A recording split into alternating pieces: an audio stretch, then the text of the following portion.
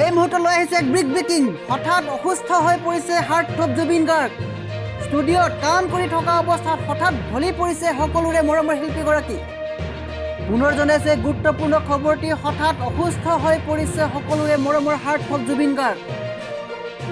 ষ্টুডিঅ'ত কাম কৰি থকা অৱস্থাত হঠাৎ ঢলি পৰিছে সকলোৰে মৰমৰ শিল্পীগৰাকী। ইতিমধ্যে শিল্পীগৰাকীক ততাতৈয়াকৈ চিকিৎসালয়ত ভৰ্তি কৰোৱা হৈছে। নেম কেয়াৰ হস্পিটেলত ভৰ্তি কৰা হৈছে সকলোৰে মৰমৰ শিল্পীগৰাকীক। কেইবাজনো জ্যেষ্ঠ চিকিৎসকৰ তত্বাৱধানত চিকিৎসা কৰি থকা হৈছে যুৱ প্ৰজন্মৰ হাৰ্টথ্ৰব শিল্পীগৰাকীক। পুনৰ জনাইছে গুৰুত্বপূৰ্ণ খবৰটি, হঠাৎ অসুস্থ হৈ পৰিছে হাৰ্টথ্ৰব জুবিন গাৰ্গ। ষ্টুডিঅ'ত কাম কৰি থকা অৱস্থাত হঠাৎ ঢলি পৰিছে সকলোৰে মৰমৰ শিল্পীগৰাকী। শিল্পীগৰাকীক ইতিমধ্যে ততাতৈয়াকৈ চিকিৎসালয়ত ভৰ্তি কৰোৱা হৈছে।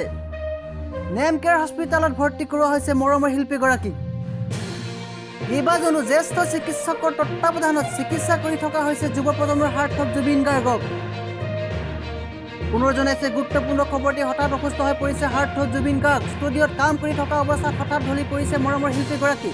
শিল্পীগৰাকী ততাতৈয়াকৈ নেম কেয়াৰ হস্পিটেলত ভৰ্তি কৰোৱা হৈছে। কেইবাজনো জ্যেষ্ঠ চিকিৎসকৰ তত্বাৱধানত চিকিৎসা কৰি থকা হৈছে মৰমৰ শিল্পীগৰাকীক। ইতিমধ্যে অহা শেহতীয়া তথ্য অনুসৰি শিল্পীগৰাকীৰ স্নায়ুজনিত সমস্যা আৰু চিজাৰ এটেক হৈছে বুলি জানিব পৰা গৈছে।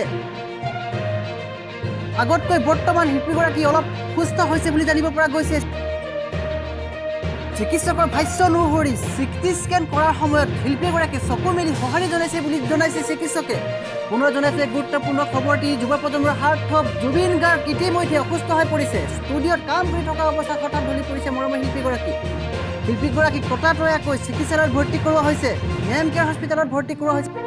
মৰমৰ শিল্পীগৰাকীক শেহতীয়া তথ্য অনুসৰি চিজাৰ এটেক আৰু স্নায়ুজনিত সমস্যাত ভুগিছে বুলি জানিব পৰা গৈছে।